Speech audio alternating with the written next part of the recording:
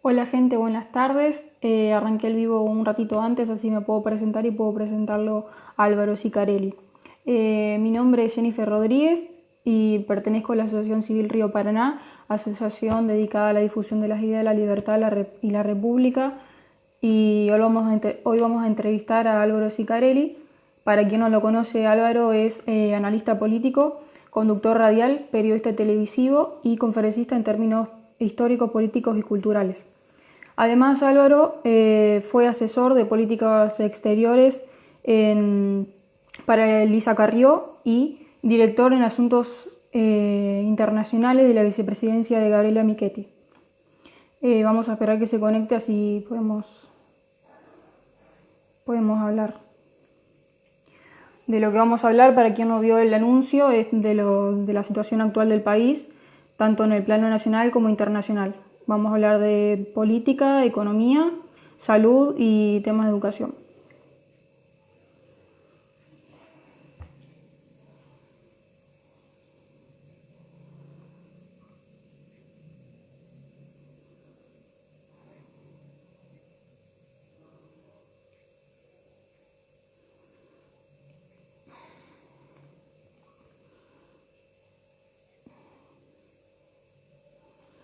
Ahí se unió Álvaro.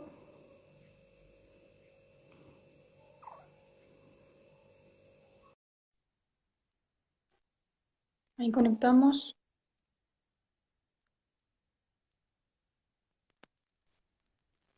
Hola, Hola Álvaro, ¿qué tal? ¿cómo ¿Cómo va? están?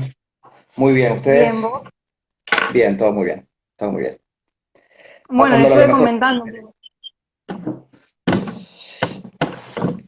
qué pinta, ¿eh? Bueno, no, y sí, uno, viste, para demorar un poquitito porque me había duchado, me había afeitado y dije, bueno, para pasar, si bien uno se la pasa encerrado el 95% del tiempo en el departamento, a veces hasta me arreglo como si estuviera para salir, como una manera también de psicológicamente poder llevar adelante la cuarentena y el aislamiento obligatorio. Antes que nada, ¿se me escucha y se me ve bien por lo menos?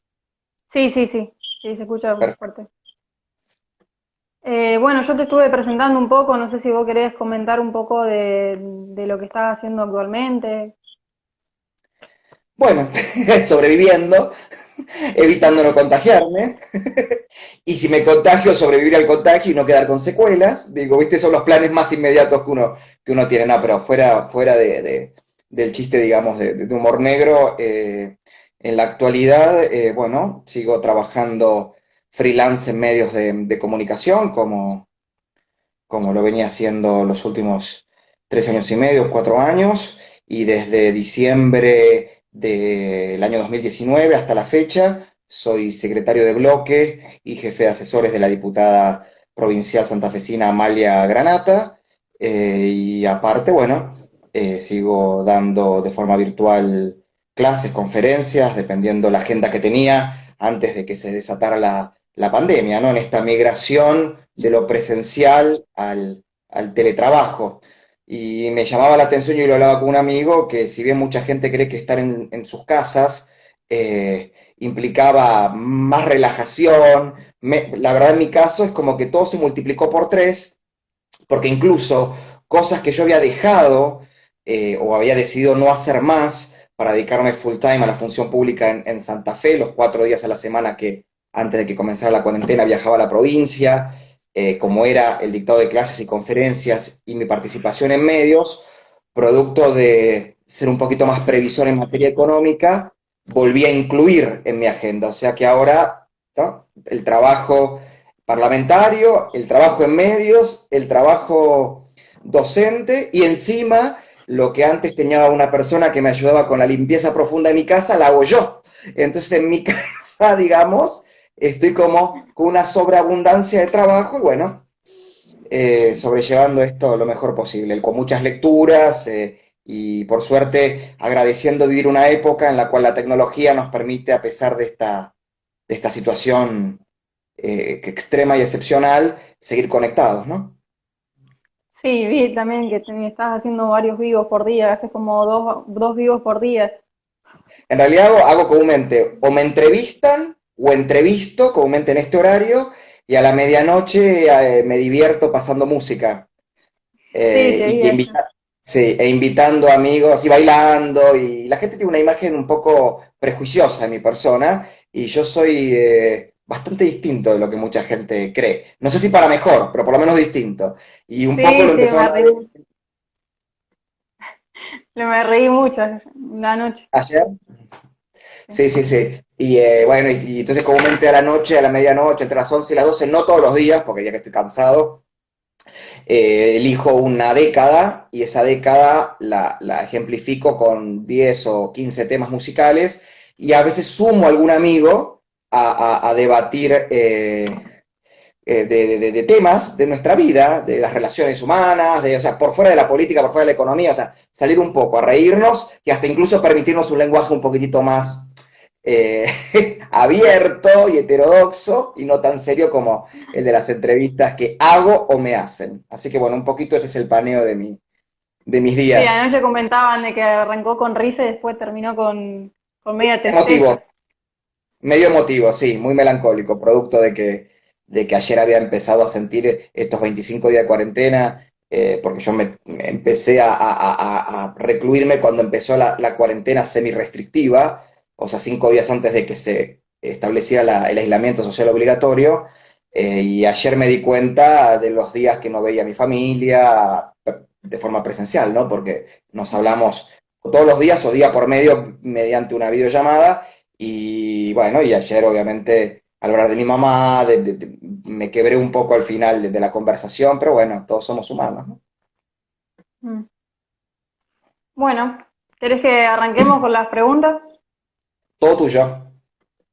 Bueno, vamos a arrancar primero con lo más llamativo de ahora, que es la dicotomía entre salud y educación, salud y economía.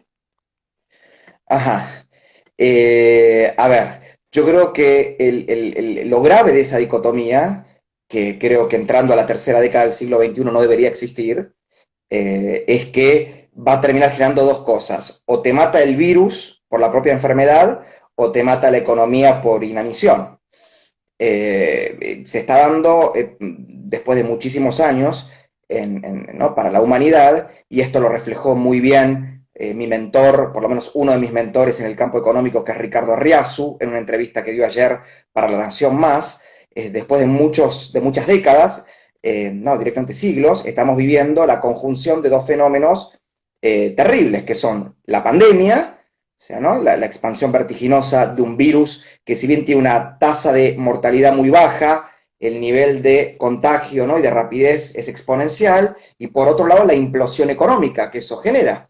Entonces vos tenés muertos por el propio virus, por la enfermedad, gente que queda con secuelas, el virus te deja una pérdida del 30% de tu capacidad respiratoria, bueno, la mortandad se da en personas con enfermedades preexistentes o mayores de 65 años, y por el otro lado, esta inflación, o sea, estancamiento, inflación, pérdida del empleo, caída del Producto Bruto, renta per cápita. Entonces, realmente todo eso conjugado, hacía siglos que no se veía en la humanidad y se presenta como el gran desafío para un sistema internacional que me parece que está finito, que ya no corre más, y que también es un sistema internacional que, como dije yo ayer en el diálogo que tuve con Axel Kaiser en vivo, es un sistema que, salvo las alteraciones que sufrió en 1918, 1945-48, fin de la Segunda Guerra y fundación de las Naciones Unidas, y 1989 con la caída del muro y 1992 con la disolución de la URSS,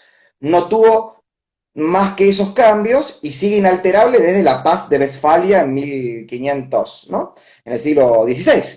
Y realmente, bueno, ese sistema de Estados-Nación entró en crisis. Y con Axel nos preguntábamos, ¿no? ¿Qué venía después? Y no sabemos, porque puede venir fortalecer el sistema hacia el fortalecimiento de los Estados-Nación, al levantamiento de fronteras, ¿no? A la endogamia, al aislacionismo, y con eso también el auge de los colectivismos, los nacionalismos de todo tinte, ¿no? Esta implosión económica lo que más afecta, y bien lo dijo ayer Ricardo Arriazu, es lo que representa el 80% del Producto Bruto Mundial, que es el comercio, que es el intercambio. Entonces, en una crisis del sistema internacional, donde no sabemos cuáles van a ser los nuevos actores que lo van a regir, el comercio se va a sentir cada vez más resentido. Y yo siempre grafico algo. En los últimos 60, 70 años, ¿no? Y más en los últimos 30, la ciencia, la tecnología y la economía iban a quinta fondo, mientras que la política a veces no ponía primera.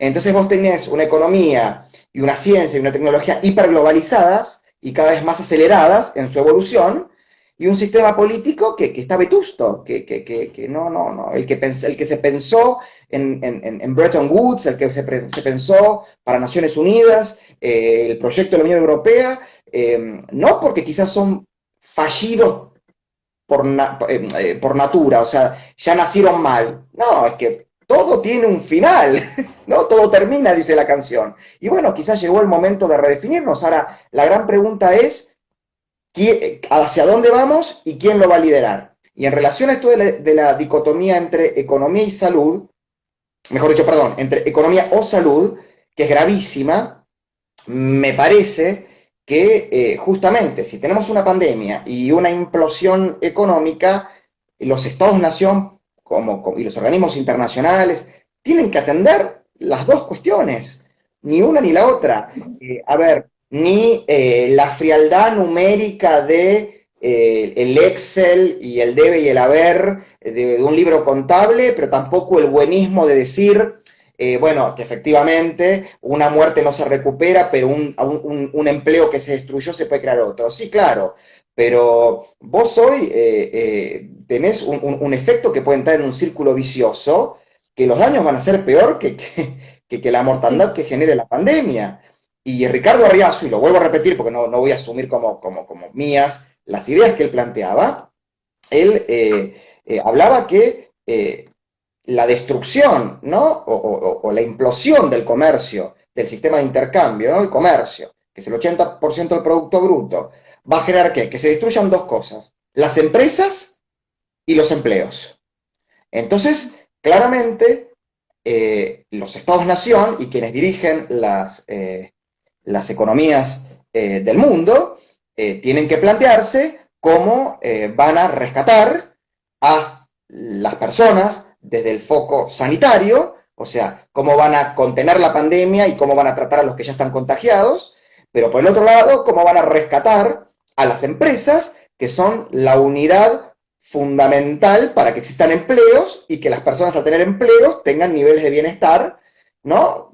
Como más o menos venimos viviendo con una mejora sustancial los últimos 150 años. Entonces la dicotomía, o sea, apoyarse en esa dicotomía, economía o salud, me parece gravísimo y un error terrible. Repito, después, ¿cuáles son las medidas? Bueno, yo no soy un economista, habrá técnicos que lo sabrán explicar mejor, pero bueno, no sé si más o menos con eso contesté tu Sí, pregunta. sí. Y en los países subdesarrollados, ¿no sería más importante también la esto que tenemos la educación, la salud gratuita? Bueno, a ver, Para poder mantener el claramente sistema, no es digamos. lo mismo, claro, digamos que claramente no es lo mismo cómo puede responder económica y sanitariamente una economía como la norteamericana o la alemana, ¿no? Que son economías desarrolladas y poderosísimas y que forman parte, ¿no? Del grupo selecto de los grandes generadores de riquezas del mundo, además países con altos niveles de libertad económica, que cómo puede responder un país emergente como la Argentina o en vías de desarrollo como la Argentina. Entonces, también, si bien se puede plantear una idea general o global para aplicarla, bueno, las recetas se tienen que adecuar a las realidades. En el caso de Argentina, Argentina tiene una particularidad que, digamos, por suerte hoy ante esta situación existe, que tiene un sistema sanitario de tres, no sé si de niveles, pero de tres ejes, ¿no? El sistema público-público, que es el que conocemos todos, que son los hospitales provinciales y municipales y los centros de atención primaria ¿no? Que pueda acceder cualquiera, un local, un migrante o un inmigrante, de forma totalmente gratuita. Después tenemos el sistema de las obras sociales, que mayoritariamente son obras sociales sindicales, que se financian por el aporte de los agremiados o de asociaciones profesionales, y después el sistema de prepagas, que es el de las grandes que conocemos, ¿no? Por lo menos las 5 grandes que conocemos. Por lo cual tenemos un sistema sanitario que tiene capacidad de infraestructura para responder a las necesidades, más allá de que se están tomando previsiones como esto de los hospitales de campaña que monta el ejército, por si el pico es mayor del esperado o hay una segunda ola de contagio, que es el mayor temor que hoy se tiene. Entonces, digamos que por ese lado el sistema sanitario podría responder. Ahora, los costos y lo que se tiene que volcar, ¿no? De masa monetaria y de recursos al sistema para responder, y obviamente todas las metas fiscales que se esperaban, ¿no? Para poder volver a encauzar a la Argentina en la senda del equilibrio económico, de evitar que haya una hiperinflación, bueno, se ponen en riesgo, claramente. No es lo mismo Estados Unidos y Alemania, que tienen un promedio de creo que Estados Unidos en 15 días volcó a su economía para rescatarla alrededor de 800.000 millones de dólares, y Alemania unos 600.000 millones de dólares, ¿no? Se imaginan que eso en Argentina es impensado, y aún así Argentina expandió su base monetaria en el último mes y medio un 41%. Lo bueno es que, como también dijo Ricardo Arreazu, en un país donde tenés baja monetización, o sea, tenés pocos pesos para comprar dólares, tenés un superávit comercial, que es lo que permite que junto con esa poca demanda para comprar dólares, ese superávit comercial, los dólares que entran, permiten que esa emisión monetaria no se descarrile y no lleve a una hiperinflación. Y por el otro lado, claramente Alberto Fernández recibió, en materia de déficit fiscal primario consolidado, una situación mucho mejor de la que recibió Mauricio Macri de su antecesora, la actual vicepresidenta de la Nación. Por lo cual, digamos, las bases con las que puede, más allá del tema de renovación de la deuda y de las cuestiones que tienen que ver con el lado de capital de riesgo, sí, por supuesto, es una situación bastante compleja. En estos 3 parámetros, que son fundamentales para controlar esta implosión económica, Argentina, comparado con otras economías emergentes, está mucho mejor parada. Obviamente, siempre está la tentación autoritaria y populista de decir, aprovechemos esto para volver con el discursito de intervencionismo total en la economía, expropiaciones, declaración de utilidad pública, todos los vicios que tienen los populistas y los colectivistas. Bueno, espero que solamente sea mero discurso y que no terminen siendo una realidad que lleve a la Argentina a un colapso del que después sea muy difícil salir. Y con el tema de la libertad, con esta eh, lo último que pasó, que a partir del lunes, no sé si se va a extender a todo el país, pero por lo menos en Cava, leí que las personas de mayores de 70 años tenían que, si salían de sus casas, tenían que tener un carnet de vacuna o una autorización médica, no pueden salir, si no. ¿Qué pensás? Bueno, en realidad hubo una reversión de esa medida, se flexibilizó. Yo creo que la idea no estaba mal, lo que pasa es que se explicó peor, y sumado a que obviamente estamos todos en un estado de sensibilidad y de temor a que nuestras libertades sean, vuelvo a lo mismo, aprovechando la cuestión de la pandemia, cada vez más conculcadas. Entonces, hoy una persona de 70 años no es la misma persona de 70 años de hace 40 o 50. Hoy las personas de 70 años son 10 veces más activas, 10 veces más lúcidas, están absolutamente tecnificadas, conviven con la realidad como con la realidad de esto, ¿no? Virtual, cibernética, cobran, salvo que parece igual, que parece que fueran millones, pero la gran mayoría de los jubilados, por ejemplo, están bancarizados. Van a los cajeros automáticos, cobran por débito automático, conocen lo que es un home banking. Son muy pocos los que... Pasa que, claro, cuando los vemos todos juntos parecen muchísimos, cuando vimos el descalabro de las filas para cobrar. Pero en realidad, la gran mayoría de los jubilados que hoy tienen 60, 65 años, y ya se están jubilando con 10 años de manejo de vida electrónica y de vida digital.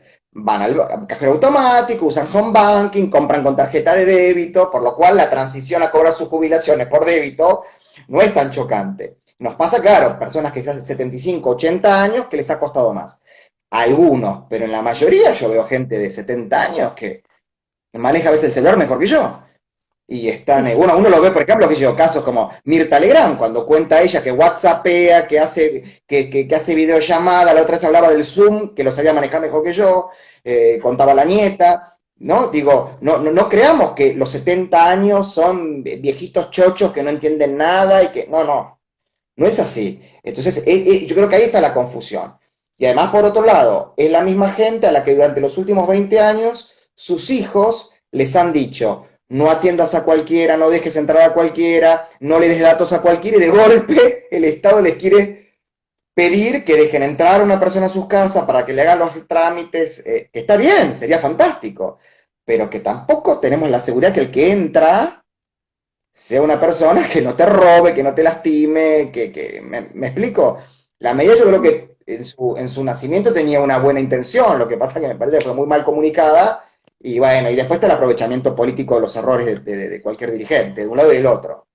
Así que por ese lado no. Sí me preocupa cuestiones como el famoso ciberpatrullaje, sí me preocupa que, por ejemplo, cuando la cuarentena se fue extendiendo y se hablaba de mayor intervención del Estado en la vida general de los ciudadanos, jóvenes de 18 o 20 años celebraban algo así como por fin cayó la libertad y asciende el interés colectivo. Lo celebraban, como yo decía, no puedo creer lo que estoy leyendo. No puedo creer. Y lo celebraban. el Basta de espíritu libertad. solidario. Claro, no, sí, pero ahora ya te dicen el interés colectivo, ya te lo. Y dentro de poco van a decir, de colectivo van a pasar a comunismo, o sea, están ahí, a un pasito. Y eso me preocupa mucho, que gente joven, que ha vivido toda su vida en democracia y en libertad, con los beneficios que eso conlleva, estén diciendo que bueno, que no esté pasando esto para dejar de lado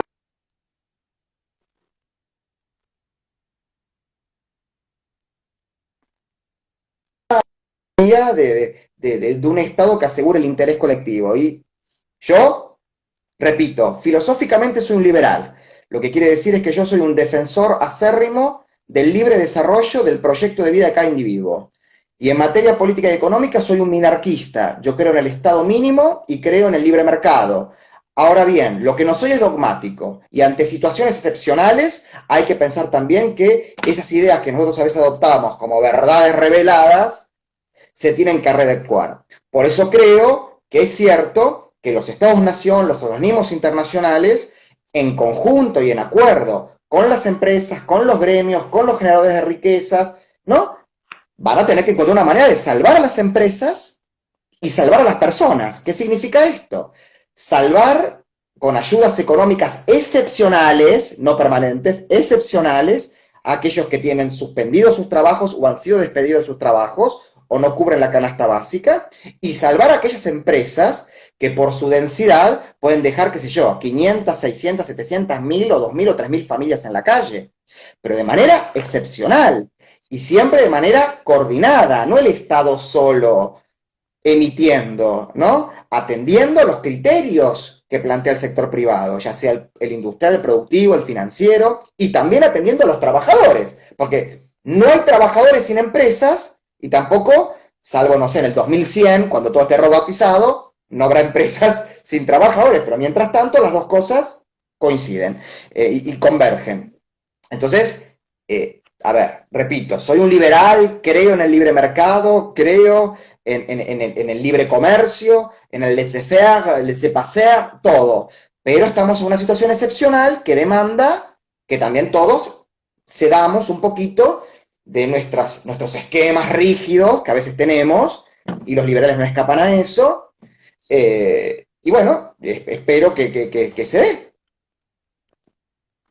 Sí, yo creo que la medida esta con las personas mayores de 70 años tuvo una intención buena, pero me refiero al hecho de una persona, como pasó hace poquito, creo que ayer publicaron el tema de esta señora que salió al bosque de Palermo a tomar sol y se le acercaron dos policías y toda la Bueno, pero gente la linchó. Bueno, pero ahí te das Pero cuenta también, porque, bueno, mira, si me permitís, yo soy una persona que me caracterizo por mi frontalidad y mi transparencia. La otra vez, Yashi Morales, del Grupo Joven de Fundación Libertad, que es, digamos, una asociación hermanada de ustedes, me decía que cuál era mi mensaje para la gente, ¿no? Como para afrontar toda esta situación. Le dije que en primer lugar no sea pelotuda la gente, porque a veces un pelotudo puede ser más dañino que un hijo de puta. Y esta es una vieja pelotuda, que no pelotuda por vieja. O sea, es como hay jóvenes pelotudos, viejos pelotudos, intermedios pelotudos, y esta es una pelotuda que daba la casualidad que además era una vieja de 70 años, entonces hizo todo un escándalo, que venga a buscar la reta, claramente había ahí una micromilitancia, porque rapidita ella para decir que venga la reta, me sonó como que estaría muy bien ubicada ideológicamente esa mujer, y nada, y obviamente también buscando que quizás la policía de la ciudad se desmadrara, un poco la zamarreara para cómo hacen todo este tipo de actores, ¿no? Que hacen micromilitancia y microacting, ¿viste? Como los que actuaban en los subtes, que decían, ay, mi primo se quedó sin trabajo, y hablaban, y ¿te acordás? Para que la gente generar, y es lo mismo. Entonces esta gente busca el escándalo público para después generar un hecho político. Y eso, repito, es de pelotudo y de pelotudo dañino, porque el daño que puede generar es innecesario, en un momento que hay que generar, ¿no? Calma, calma chicha, como dicen en el norte. en Alemania, por ejemplo, por lo que estaba leyendo, no sé si es así, nunca se recortaron esas libertades. Por ejemplo, a las personas siempre se le permitió, no sé si una vez al día o una o dos veces a la semana, poder salir a correr o andar en bici o salir a despejarse. Y en Francia creo que también. En Francia creo que también. Lo que pasa es que obviamente son sociedades que con sus pros y sus contras hay algo con la que coinciden que tiene que ver con que la gran mayoría de los ciudadanos tienen un apego a la norma. Entonces, si la norma te dice que salgas de 10 a 11, no salen 11 y media. Mm. Está, como muchos podrán reclamar que se extienda de 10 a 12, pero mientras tanto salen de 10 a 11. ¿Se entiende lo que digo? Acá no, acá si te dicen de 10 a 12 van a decir, no, que sea de 10 a 5, para, ¿viste? O sea, el argentino tiene mucho también de eso. Y además se siente, también pensemos que, salvo en el interregno del gobierno de Cambiemos, donde bajo la gestión de Patricia Bullrich en el Ministerio de Seguridad, que volvió a instaurarse una idea de respeto al oficial de las fuerzas de seguridad, que son el brazo armado de la justicia para imponer la ley, acá en Argentina casi siempre era un deporte, insulta al policía, cáguese de risa del gendarme, ¿entendés? Pégale al prefecto, qué sé yo, eran deportes. Entonces te imaginas que no es fácil de un día para el otro y encima, si en libertad y en pleno ejercicio de nuestros derechos, cumplir la norma y respetar a aquellos que la hacen cumplir, casi se lo pasaban por ya sabes dónde, imagínate ahora con este nivel de tensión, de sensibilidad, de angustia, de bronca, ¿no? La gente cree que tiene derecho Sí, la gente a... no es responsable porque se podrían tomar ciertas medidas como decir, bueno, podés salir dos o tres veces a la semana en el horario que quieras a correr o salir a andar en bici, siempre y cuando no te juntes con otra persona, no tomes mate con otra persona, no compartas, pero la gente no es responsable con el otro, La, más que nada. es que la realidad, uno de los motivos creo que por los cuales no se flexibiliza más, es porque ya hay una idea preexistente de creer o de entender que no lo va a cumplir. O sea, si vos le vas a ponerle que mañana, el lunes, decreten que de 9 a 11 se puede ir a correr a los lagos de Palermo, sé que va a haber 100.000 personas, pues van a ser todos juntos, no les va a importar nada. Entonces, A las festejar que autoridades, salieron de la cuarentena con claro, bombos. claro, las autoridades que dicen, ¿para qué voy a flexibilizar? Porque le doy acá y se toman hasta acá. Y del otro lado, te dan acá y vos querés hasta acá. Pero bueno, es algo un poco como diría Marcos Aguinis, el atroz encanto de ser argentinos, ¿no? Tenemos cosas que son tan admirables, tan loables y defendibles y emulables, y otras que decimos no podemos caer algo tan bajo, tan estúpido. Pero bueno, La palabra que se formaba con Argentina, ignorante. Bueno, claro, sí, sí, que es alguien que desconoce, porque también ignorante tiene alguien que desconoce, pero no hay peor ignorante que el que no quiere saber, ¿no? Que el que decide no saber. Y después está el que tiene mala fe intelectual, que es aquel que a unas sabiendas incumple y encima te hace creer que no incumple.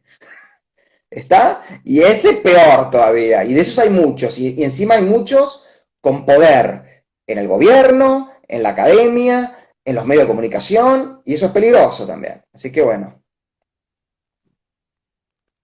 Bueno, cambiamos de pregunta. Vamos a las retribuciones de los funcionarios públicos, el tema de que si se reduce el sueldo o no se reduce, ¿qué pensás vos si va a ser contributivo, lo que se pueda juntar para generar un fondo común para el coronavirus o no es, Sí, a ver, yo o no es escuché un cálculo que hizo Roberto Kachanovsky, creo que él hablaba de 500 mil millones de pesos, más o menos si se reducían a la mitad todos los cargos jerárquicos del orden nacional, provincial y municipal y se reducían a la mitad o se congelaban los ingresos a la administración pública. Bueno, yo realmente no tengo la constatación de que eso sea efectivamente. Claramente 500 mil millones de pesos volcados a contener los perjuicios que genera en el campo sanitario, en el campo económico, sí, por supuesto que sirven, pero yo creo que claramente aquellas provincias, como el caso de Santa Fe, por una idea casualmente de mi diputada, en enero de este año, cuando comenzaron las sesiones extraordinarias, Amalia Granata propuso, ella es presidenta de bloque, propuso en la comisión de presidentes de bloque un congelamiento por 180 días de todas las dietas, por lo cual desde enero hasta la fecha, y por los 180 días, los diputados ya no iban a tener aumentos de sueldos, dicho sea de paso, no hubo paritarias para ningún cargo jerárquico de la Cámara, y también un poco fue ella, que además salió en todos los medios nacionales, de las que llevó adelante esta idea de que los diputados, creo que los senadores también, pero por lo menos los diputados santafesinos van a donar por 3 meses el 50% de su dieta y lo tienen que donar a entidades que estén dedicadas al combate de la pandemia o a la contención social de la pandemia. Obviamente, claro, a un comedor donarle 70.000 pesos lo ayuda muchísimo.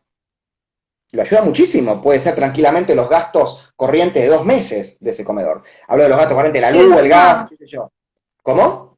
el tema es direccionar bien esos gastos, porque por ejemplo, no sé si es verdad, pero que se fueron con un avión hasta China a buscar barbijos, o no sé, locura.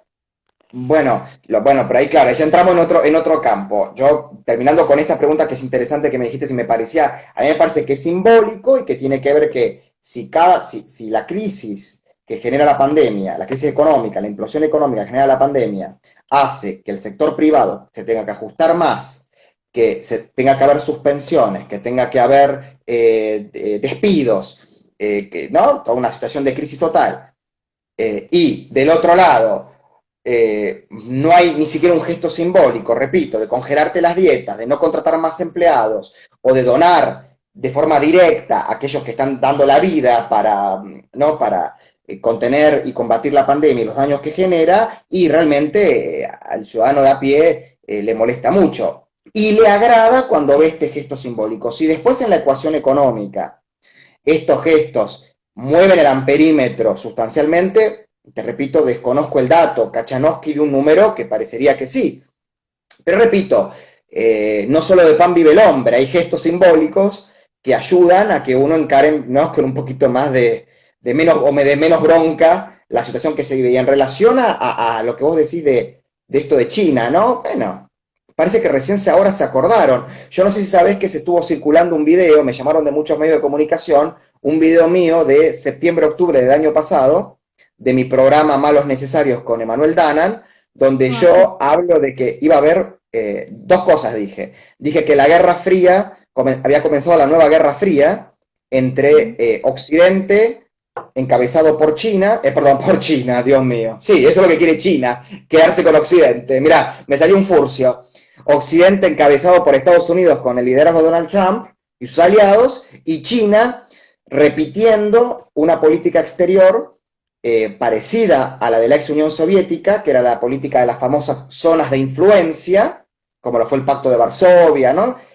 Y hacerlo a través del famoso soft power. Entonces China va, invierte mucho en marketing, en mostrar que son un país donde van sacando millones de personas de la pobreza, donde hay empresarios que son innovadores, que se hacen ricos, que están abiertos a la inversión extranjera directa, pero tapan con esa plata muy fuerte que ponen, que es un régimen de partido único, que hay censura, que hay persecución a minorías étnicas como los uigures, que hay una intervención totalitaria en lugares como, por ejemplo, Hong Kong y el Tíbet, que tiene un enfrentamiento ¿no? ahí terrible con Taiwán, a la que consideran una provincia rebelde, siendo que Taiwán es la verdadera China y es una China capitalista y democrática que logró mayores niveles de desarrollo que China sin necesidad de ser, porque los chinos te dicen como que ellos pueden lograr ese nivel de desarrollo solo teniendo libertad económica y autoritarismo político. Si no, no sería posible en China. Mentira, en Taiwán se puede comprobar que habiendo chinos,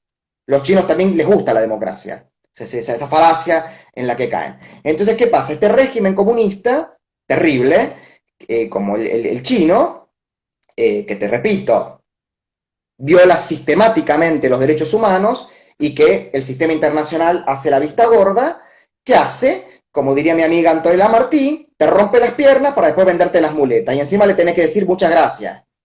Entonces, en este caso, yo hace 7 meses hablaba que en esa guerra fría entre Occidente liderado por Estados Unidos y China con sus zonas de influencia, se iba a desarrollar en 2 campos de batalla, el cibernético, ¿no? y el biotecnológico. O sea, que las armas que antes eran nucleares o de destrucción masiva, ahora iban a ser virus informáticos y virus sintetizados en laboratorio. Y leí un informe de Taiwán de septiembre de ese año que se hablaba que en el sur de China había laboratorios militares que estaban desarrollando virus sobre la base de cepas de gripe. Esto, chicos, un video lo pueden encontrar. Se llama la democracia taiwanesa y la dictadura china. Búsquenlo en YouTube para que no miento. Bueno, y hablé de eso, hablé cómo a Taiwán se le impedía participar de la Organización Mundial de la Salud, ni siquiera como observador, cómo a Taiwán se le prohibía vender los kits para detectar fiebres de cepa de origen chino, porque obviamente eso iba a demostrar de dónde salía, ¿no? El SARS, el COVID, y bueno, me dio gracia porque un periodista por radio me dijo, bueno, no solamente sos un puteador de expresidentas, sino sos así algo así como un Nostradamus. Bueno, más o menos me había adelantado un par de meses a lo que estaba pasando. Pero bueno, eso es propio de hacer profundamente un análisis de lo que es la política internacional. Lo que pasa es que me preocupa que Occidente se quedó dormido frente a China. Y hoy se está pagando las consecuencias de eso. Sí, a mí lo que me parece raro es que Estados Unidos, cómo contrajo tantas personas infectadas tan rápido. Me Bueno, parece raro. Sí. obviamente, bueno, eso habría que ver. No tengo, no me he puesto a estudiar cuál fue la raíz, ¿no? El patient zero, ¿no? El paciente cero, que es el que Ujú, generó. sí. Estoy principalmente en Nueva York, ¿no? Que es la Ujú. ciudad y el estado más afectado. Lo que repito es, China pudo hacer todo esto porque en los últimos años quienes tendrían que haberle exigido también que además de reformas económicas, de apertura, de modernización, de liberalización, también China aplicara reformas de democratización, no lo hicieron. ¿Por qué? Porque también hay muchos liberales, entre comillas, pero muchos liberales, que creen que no necesariamente libertad económica va de la mano de libertad política, que era lógico pensarlo en la década de los 70 y el 80, en plena Guerra Fría, y defender un Pinochet, como lo hizo Hayek o Friedman, por ejemplo. Pero en la tercera década del siglo XXI, donde la democracia y la vigencia plena de los derechos humanos se suponía que habían triunfado sobre el totalitarismo soviético, ¿no? O sea, tumbaron al oso y dejaron crecer al dragón. Y esto parece Juego de Tronos. ¿Vieron lo que terminaron haciendo los dragones en Juego de Tronos? Daenerys nos prendió fuego a todos y estos, ¿viste? son como Atila el Uno, donde pasan, después no crece más la hierba. Y bueno, ahora se despertó un dragón que va a reclamar su poder y ¿cómo hace? Que tira el virus para que le compren la vacuna. Te invierte en minería de litio en África, ¿no? Te invierte millones y millones que te genera miles de trabajos en África, entonces los africanos, viva China, a cambio que después esos estados le compren las manufacturas electrónicas, ¿no? De China, los aparatitos Huawei, para que además China te pueda controlar a través del teléfono, ¿entendés? Sí, esa era la guerra Y que había con Estados Unidos. y ni hablemos de que China está financiando partidos políticos, en los famosos institutos Confucio, donde muchos jóvenes van a estudiar chino mandarín y son organismos de los servicios de inteligencia chinos, está donde se van captando agentes, ¿no? Argentinos, venezolanos, cubanos. Bueno, nadie prestó atención, muchos lo venimos denunciando y muchos como yo hemos sido hasta criticados por los propios liberales porque decían, qué irresponsable que sos, ¿cómo vas a hablar en contra de China? Que de ella depende el 40% de nuestro comercio y nuestra economía. Bueno, muchachos, si yo no tengo la libertad de poder criticar por el solo hecho de que China me compra soja y ni siquiera me compra mucho valor agregado, casi todo, ¿no? Productos primarizados, digo, ¿en qué país vivo? ¿En una dictadura? Bueno, hoy miren, ahí está, hoy Occidente paga las consecuencias de que todo lo que hizo contra la Unión Soviética se durmió con China.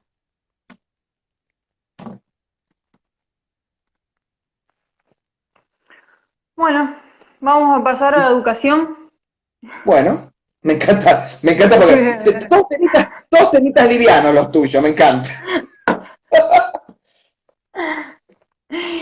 Tema de educación, las medidas de educación que están tomando y el caso especial de la UBA. Vos hablás de toda esta cuestión de la teleeducación, digamos, la educación telemática, virtual. Sí, el tema, como se está tratando acá en Argentina y especialmente el caso de UBA, de la UBA, digamos, las medidas que tomó Bueno, la a UBA. ver, sí, creo que, a ver si más o menos te sigo.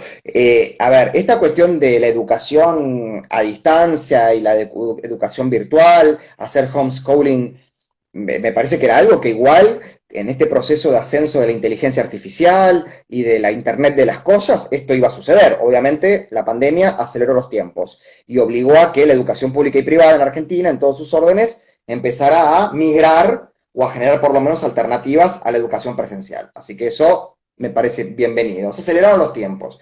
Y creo que cuando hablas de la UBA, hablas de esto de que comienzan el 1 de junio y terminan, ¿no? ¿De esto me En mayo, hablabas? sí, sí. Eh, Claro, o sea, no, en realidad empiezan el 1 de junio las clases en la Universidad de Buenos Aires, terminan el 19 de diciembre, paran hasta el 17 de enero y creo que el 18 de enero hasta fin de año siguen. O sea, se reduce a 20 días las vacaciones de verano nada más y se eliminan las de invierno, esto es lo que me contás. No, no, Y no, yo bueno, tenía entendido que arrancaba en junio y terminaba en mayo. No sé bueno, si era sí, así. pero no, yo tengo entendido que no. A ver, Ah, repito, bueno. sería. No, yo te lo digo por colegas míos. Tengo entendido lo siguiente: desde el 1 de junio hasta el 19 de diciembre. El 19 de diciembre de este año al 17 de enero del 2021 hay receso por las fiestas y el verano. El 18 de enero del 2021 hasta el receso de invierno, en agosto, julio-agosto, hay clases. Ujú. Y después, en agosto, septiembre, vuelven las clases de nuevo hasta diciembre. No, porque justamente lo que se busca es recuperar lo perdido. Bueno, yo creo que claramente debe haber gente muy bien informada en el rectorado de la UBA que tenía información de que sabía que la curva realmente se iba a aplanar a fines de mayo. Entonces, bueno, pero igual yo sé que hay clases que se dan, todo lo que es el área de posgrado de la UBA y de especializaciones, y aquellos que están dando las últimas materias para recibirse, lo están haciendo todas de forma virtual. Así que digamos que dentro de todo la está piloteando bastante bien. Y yo no sé si, o sea, a mí me parece que la curvatura, no sé si se diría aplanar por el tema de que se están haciendo la cuarentena, pero no hay testeos. O sea, que creo que había como un testeo cada Que 100.000, mira ahorita, ¿puede ser?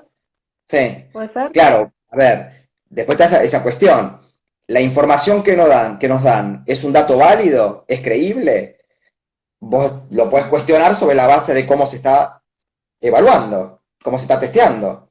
Si a mí me dicen que hay tanta cantidad de contagiados, cuando tenés un testeo cada 100.000 habitantes, a mí me hace cuestionar la cifra, Sí, claramente. Y obviamente, si está mal testeado, o sea, mejor dicho, se testea poco, el resultado es poco confiable, cuando después se intenta analizar la curva, esa curva tampoco va a ser fiable. Ahora, la cuestión es la siguiente. No es lo mismo la información que sale de las oficinas del Estado hacia el público que la información que queda circulando dentro del Estado. ¿Correcto? Que es la verdadera, la que no recortan. ¿Me explico? sí. O sea, ¿viste cuando te dicen en el barrio esto es para la gilada? A la gilada le tiran los datos que quieren, pero adentro, a la hora de tomar decisiones, se manejan con los datos reales, con los datos Ujú. oficiales y reales, porque deben tener manera de poder saber la cantidad de contagiados que hay, la cantidad de gente que se está autoinmunizando, la cantidad de gente que se contagió por contacto foráneo, ¿me entendés? Pero bueno, esto es Argentina, uno tiene que siempre... A vos en este país te dicen buen día y tenés que ir a la ventana a fijarte, porque probablemente está lloviendo. Entonces De así, noche. pero bueno. O es de noche, exactamente. Mucha gente estaba diciendo, incluso médicos, vi que como que ponían que tenían ciertos síntomas y llamaban al 148 y le decían que no calificaban y directamente A no eso le sí me hacían el parece testeo. gravísimo. Eso no me parece serio, me parece gravísimo. Entiendo que obviamente, yo por ejemplo te cuento algo.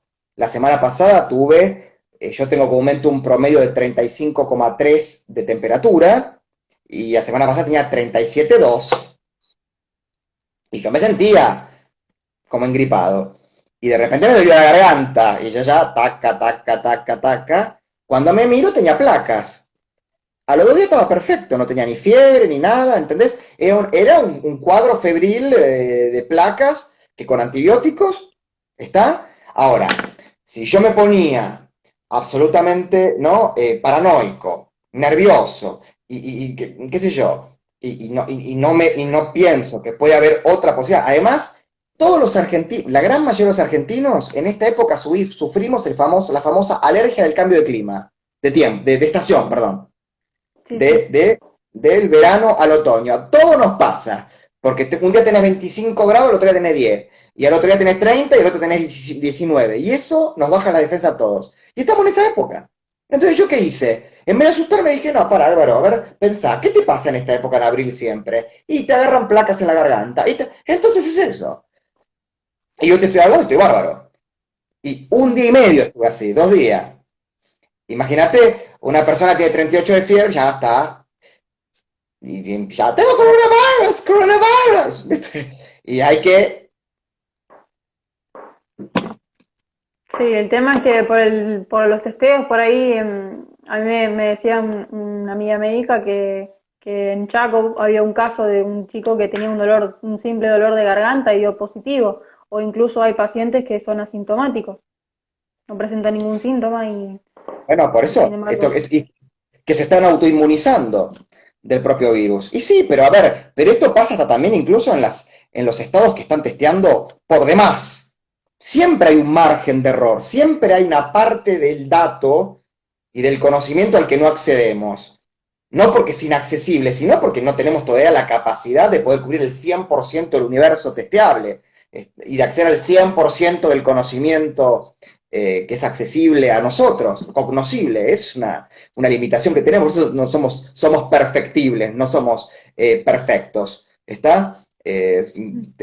No somos omniscientes, omnipresentes y omnipotentes, entonces sabemos que no vamos a poder cubrir el 100%. Ahora, en Argentina, repito, en un país que tuvo intervenido el INDEC, que te decían que teníamos 6% de pobre, que comíamos con 6 pesos, ¿te imaginas que ahora, por más de que está reconstituido el INDEC, pero volvieron a poner a un político en vez de un técnico?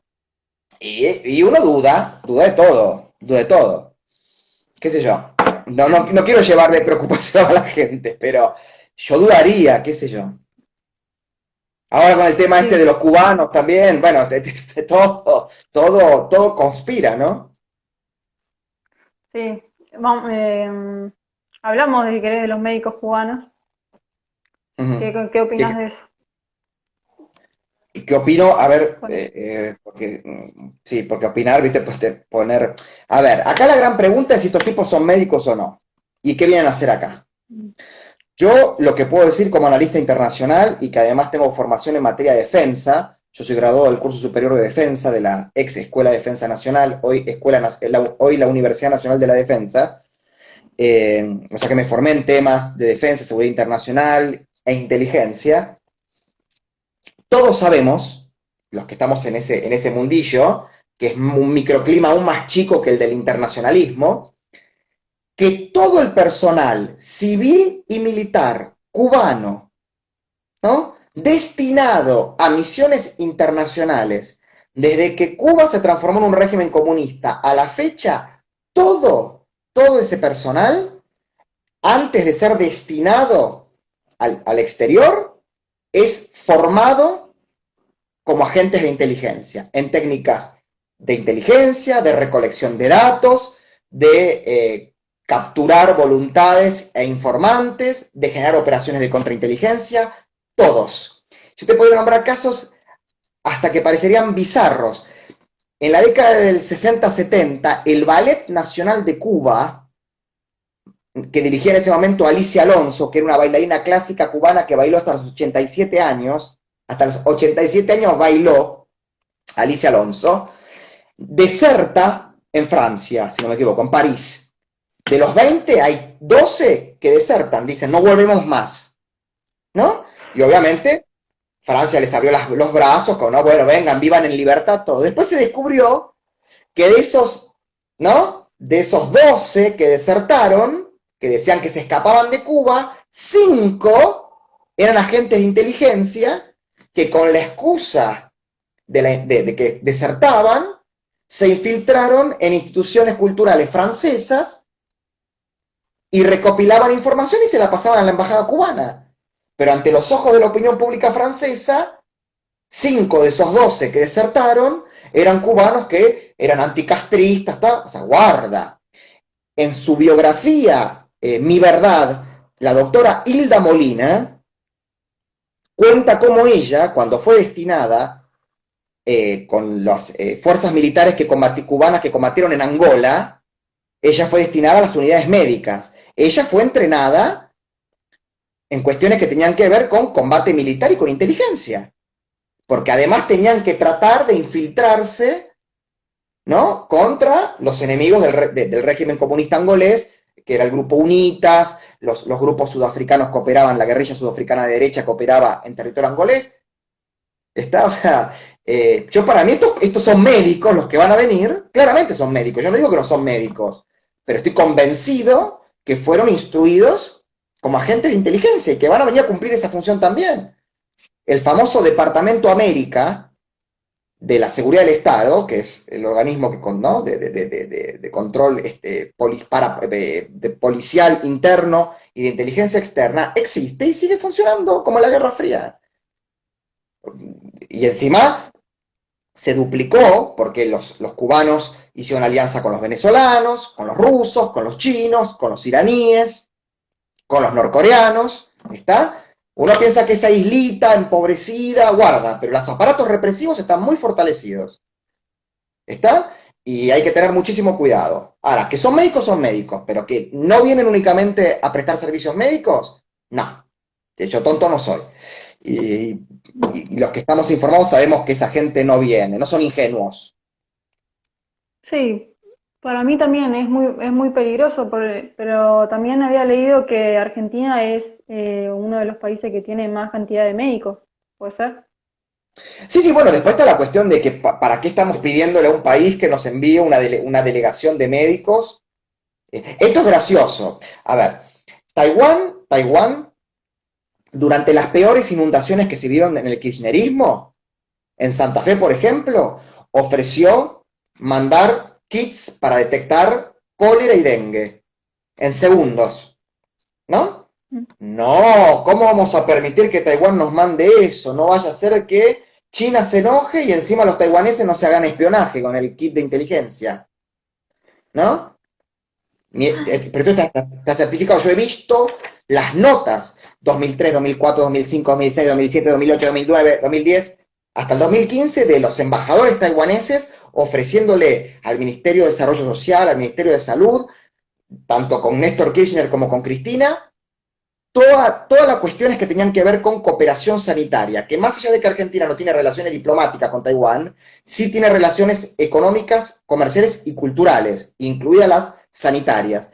Y el Estado argentino se negó sistemáticamente. Tuvo que llegar el gobierno de Mauricio Macri, y en sus últimos meses, para eliminar la visa a los taiwaneses.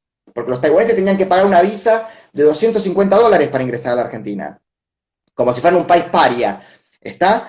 Y algunos gobiernos provinciales permitieron que los taiwaneses donaran equipamiento médico, todo, pero así, muy circunstancialmente. Entonces digo, si a una democracia como Taiwán le negamos todo eso, ni hablemos ni a Israel, los kirchneristas que detestan a Israel han impedido que Israel coopere en materia ¿no? de control de epidemias y de emergencias civiles, que por suerte en el gobierno de Macri eso también se mejoró. Ah, con los chinos y con los cubanos no tienen problema. Qué casualidad. Con dos dictaduras les abren las puertas.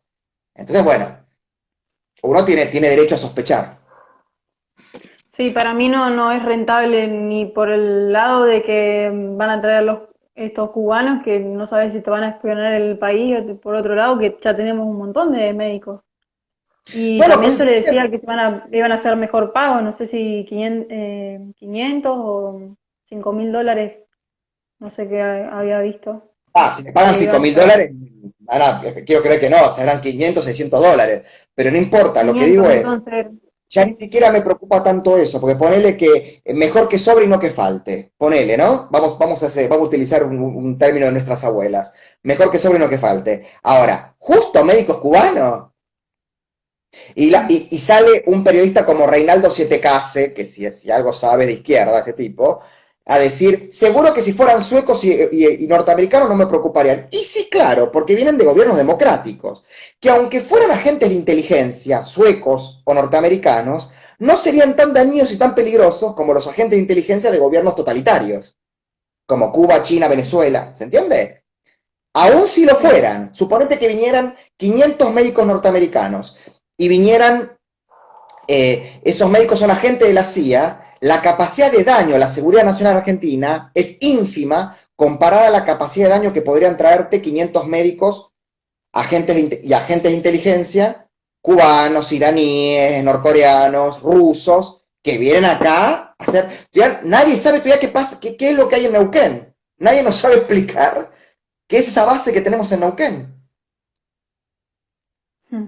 Entonces, preocuparme por si les pagan $500, la verdad sería mi menor preocupación.